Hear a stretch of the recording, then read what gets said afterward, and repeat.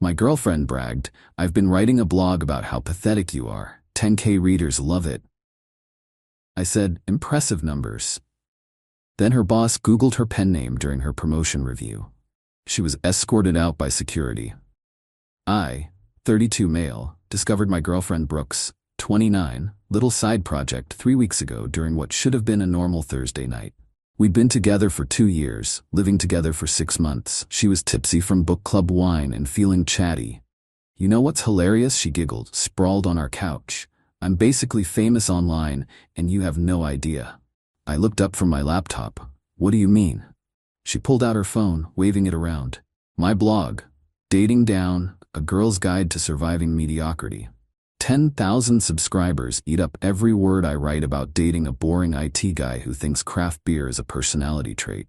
My stomach dropped, but I kept my face neutral. That's impressive numbers, right? Yesterday's post about how you alphabetize your video games got 500 comments. People love how pathetic you are. Like, "Damon, sweetie, you wore the same hoodie 3 days in a row. Content gold." She showed me her phone screen. There it was. A slick-looking blog with her face obscured in the header photo. The pen name Brooklyn Writes across the top. The latest post title, "He made me watch him build a computer for our anniversary." "Huh," I said. "Creative." She kissed my cheek.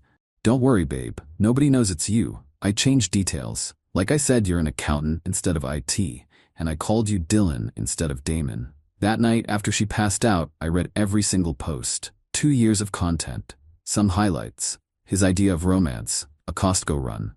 He cried during Pixar movies but can't say "I love you." Why I fake it, a mathematical proof. Meeting his parents, beige people in a beige house. He owns 73 identical black t-shirts. The comments were worse. Hundreds of people calling me, "Sorry Dylan, a man-child, a loser," telling her she deserved better. She responded to many of them, agreeing, laughing along, adding more hilarious details about my apparently pathetic existence. But here's the kicker, she'd been monetizing it. Ads, sponsored posts, even merchandise. She was making around $2K a month talking shit about me while I was paying 70% of our rent because she was building her career at her marketing firm. I didn't confront her, didn't say a word. Just screenshotted everything and started planning. Update 1, y'all asked what I did next. Well, Brooke was up for a huge promotion at her company, senior creative director. She'd been prepping for weeks, practicing her presentation about authentic brand storytelling, and connecting with audiences through vulnerability. The timing was perfect. See, Brooke made one crucial mistake. Her blog's About page linked to her professional portfolio, her real name, her LinkedIn, everything. She thought she was networking, building her brand. She was actually leaving a digital trail a toddler could follow. 3 days after discovering the blog, she had her final promotion interview. That morning, she was bouncing off the walls. "Garrett loves my work," she said, adjusting her blazer. "He said I have a unique voice and understand modern audience engagement. This promotion is mine." "Good luck," I said, sipping my coffee from my apparently pathetic Star Wars mug. "Luck? Please. I've got this. Maybe when I'm making 6 figures, we can finally move somewhere that doesn't smell like your gaming setup." She left. I opened my laptop. I'd created a simple anonymous email. Nothing dramatic.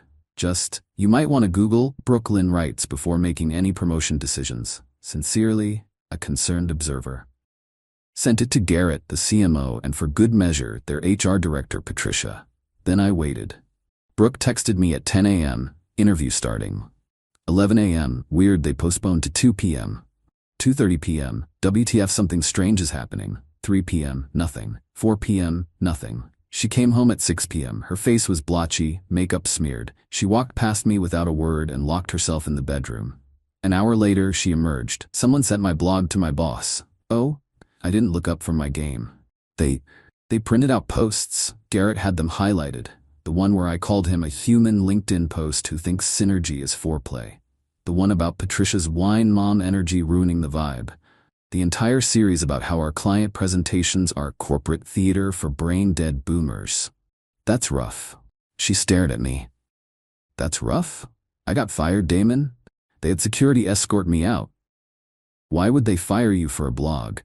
"Because I violated their social media policy and defamed the company, and apparently created a hostile work environment by writing about my coworkers.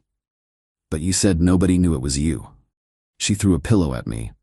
I had my portfolio linked. Oh, that seems like an oversight. The next 3 hours were peak Brooke. She cycled through denial. This is illegal. Anger. Someone stalked me. This is harassment. Bargaining. Maybe if I apologize. And depression. My career is over. Never quite made it to acceptance, though. Who would do this, she wailed. I shrugged. Maybe someone who didn't like being called pathetic. She froze. You? Me? I don't even know what a blog is. I'm too busy alphabetizing video games, remember? Update 2. The entitlement spiral was immediate.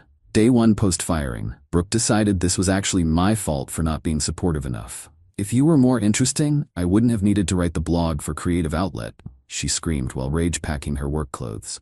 You drove me to this. I drove you to write that my dick looks like sad lowercase letter I? It's called creative expression? Day 2. She tried to get her job back. Sent Garrett a 10-page email about how the blog was satire and performance art and actually showed her creative range. He responded with a cease and desist letter because she'd mentioned proprietary client information in several posts. That's when she pivoted to blaming her followers. Those stupid readers encouraged me, she ranted, wine-drunk at 2 p.m. They kept asking for more content. It's their fault for making it popular. Day 3. The blog started getting attention for all the wrong reasons. Someone on Twitter found it and connected the dots to her LinkedIn. The thread went semi-viral. Marketing expert loses job after secret blog mocking boyfriend and bosses discovered. The comments were brutal, but honest. She really thought she was the main character. Mao. Imagine fumbling your whole career for $2 a month. The boyfriend sounds normal, she sounds exhausting. Brooke spent the entire day reporting tweets for harassment and doxing, even though all the information was literally on her public blog. Day 4. Her friends started finding out. Her best friend Tessa called. Brooke, is this blog real? It's creative nonfiction. You wrote that I dress like a suburban mom who gave up. I'm mentioned by name. Tessa, don't be so sensitive. Her sister found it next. Then her mom, who was particularly upset about the post titled Holiday Trauma Surviving His Trump-Supporting Parents. Plot twist, my parents are apolitical and just really into gardening. Day 5. The apartment hunt began. Turns out, without a job and with a fresh firing for cause, nobody wanted to rent to her. She asked me to co-sign. Are you insane? I laughed. We're partners. You're supposed to support me. According to your blog, we're not partners. I'm practice for when someone better comes along. That was character development. Day 6. She started a GoFundMe. Help a creative professional censored for her art. It raised $37. She shared it to the blog's Facebook page, and her own followers roasted her. Girl, you played yourself. Maybe don't bite the hand that houses you? Team Dylan, honestly. Day 7. Her dad called me. Jerome was always a straight shooter. Damon, I read the blog. Yeah? You handling this okay? I'm good, Jerome. Good, she's moving back home. Also, I wanted to apologize. We raised her better than this. You seem like a decent guy, you deserve better. Thanks, Jerome. Also, you don't have 73 black t-shirts. I've seen your wardrobe. It's like 20, tops. Update 3. Brooke moved out yesterday, but not before the most unhinged week of my life. Remember how she monetized the blog? Well, turns out she had contracts with several brands for sponsored content. When the blog went dark, she panic-deleted it after the Twitter thread. She breached those contracts. 3 companies wanted their money back. One was threatening legal action. This is your fault, she screamed, throwing her ring light into a box. You ruined my income stream. Your income stream was calling me pathetic. It was sustainable content. But the best part? She tried to flip the narrative. Posted on her personal Instagram about being a victim of cancel culture and how her art was misunderstood. She actually wrote, "My vulnerability and honesty about modern relationships threaten people who prefer comfortable lies." The comments did not go how she expected. Her cousin, Brooke, you literally called your boyfriend pathetic for having hobbies. Her college roommate, girl, this isn't cancel culture, it's consequences. Her yoga instructor, maybe journal privately next time? Then came the dating apps incident. Day 8. she remade her profiles while still living in my apartment. I know because she did a photo shoot in our living room, using my ring light she claimed was too cheap in her blog. Her new bio, creative professional, writer, authentically myself, no boring guys please. She matched with some finance bro named Kurt within hours, brought him over the same day, to my apartment, while I was working from home. "This is Kurt," she announced. "He has a boat." Kurt looked uncomfortable. Should I come back later?" "No, Damon was just leaving. I live here, you're moving out tomorrow." "Don't be petty." Kurt left, quickly. Day 9, she tried to take my TV. "I need it for my new place." You called it compensation for his personality in post 47. I was building narrative. Build it without my TV. She then tried to take my coffee maker. We shared it. My Nintendo Switch. I played Animal Crossing once. My cat. He likes me better. The cat, Mr. Whiskers, hid under the bed until she left. Day 10, moving day. Her dad showed up with a U-Haul. Jerome looked tired. While loading boxes, he pulled me aside. Found more of the blog cached online. The things she wrote, I'm embarrassed. "It's not your fault."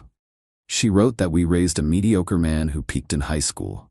You graduated summa cum laude. You run a whole IT department. What the hell is wrong with her?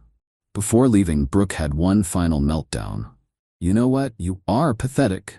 Living your boring life with your stupid routines and your dumb hobbies. I was the best thing that ever happened to you. According to your blog, you were settling for less than bare minimum. So which is it?" She grabbed the last box. "Have fun dying alone with your alphabetized games. They're organized by genre, then alphabetically. You never got that right in 127 posts." Jerome mouthed, "Sorry," as they left. Final update. So here's where we're at now. Brooke is living with her parents, working part-time at her mom's friend's boutique. She makes $15 an hour folding scarves. Her Instagram is now private after she posted about rebuilding after trauma and got ratioed by people with screenshots of her blog posts calling retail workers NPCs in the capitalist machine. She tried to start a new blog, Rising from Ashes, a Phoenix story. It has 17 subscribers. Most comments are people asking if she's the pathetic boyfriend girl. Last week, she sent me a long text at 2 a.m. "I've been thinking, maybe we could work through this. Relationships need forgiveness. You obviously still love me, or you wouldn't have cared about the blog. I'm willing to give us another chance." I replied, "No thanks. Too pathetic for you, remember?" She sent 23 more texts. Highlights include, "You'll never find anyone who understands you like I do." She thought I was an accountant. "I made you interesting." To strangers on the internet who mocked me, "You're throwing away 2 years." She threw it away for 2Ks her month. Kurt has a boat. Cool. Her mom Helen called me yesterday. "Damon, honey, could you maybe talk to her? She's insufferable. She critiqued my casserole for lacking narrative structure." "Sorry, Helen, can't help you. I understand. Also, I read the post about my Thanksgiving turkey being dry as her son-in-law's personality. It was one time, and I was trying a new recipe. The marketing firm? They've made her a case study in their internal training about social media policies." Garrett sent me a LinkedIn message. "Thanks for the heads up." She also wrote about confidential client strategies. Could have been a lawsuit. Bullet dodged. Tessa, her ex-best friend, reached out. "I'm sorry I didn't believe you when you said she could be mean." The blog? Jesus. She wrote that you were cosplaying as an adult. You own a house. She lived with her parents until 27. But here's the actual best part. I'm great. Like, genuinely great. The apartment is peaceful. I can watch my pathetic sci-fi shows without commentary. Mr. Whiskers actually comes out from under furniture now. I started dating Melody from my book club. Turns out she's into boring guys who have stable jobs and don't create drama for content. Melody read the cached blog posts, her review. So she mocked you for cooking dinner every night, having a savings account, and being kind to service workers? Was she raised by wolves? Worse, suburban parents who told her she was special. Last I heard through mutual friends, Brooke got rejected from 47 marketing jobs. Karma's beautiful. She tried to pitch a book, My Ex Was Toxic, a survival guide. No publishers bit. Kurt blocked her after she live-tweeted their first date. Her parents started charging her rent. She writes Yelp reviews now for that dopamine hit, all 1 star. The boutique manager asked her to stop telling customers they have pedestrian taste. Someone sent me her latest Instagram story yesterday. She's selling her ring light and blog equipment. Caption, letting go of items that no longer serve my journey. Translation, she's broke. Do I feel bad? Nah. She played stupid games, won stupid prizes. She literally had a perfect situation. Loving boyfriend, shared apartment, supportive partner, paying most of the bills while she built her career. She threw it all away to call me pathetic for internet points. The irony? Her blog's final post before deletion had 10K readers. This Reddit thread about her downfall? 50K upvotes and counting. Guess I'm not so boring after all. P.S. To everyone asking, yes, Mr. Whiskers is doing amazing. He's no longer an emotionally stunted creature reflecting his owner's inability to connect. Potent 73. He's just a cat who likes tuna and sunny spots. P.P.S. Brooke, since I know you're reading this, hi to your mom's account. Dylan never existed. It was always Damon. And my parents think you're the one who likes Trump because you kept calling everything fake news. Have fun with that narrative. Edit. She's already subtweeting about this post. Some people can't move on from the past. Girl, it's been 2 weeks. Edit 2. Her dad Jerome sent me $500 with a note for putting up with her shit. I sent it back with, no charge for the life lesson. He sent it back again with, buy yourself something nice. Not craft beer. Jerome's a real one. Edit 3. The boutique fired her. Apparently she started a TikTok called Retail Diaries mocking customers. The owner's daughter found it. She lasted 19 days.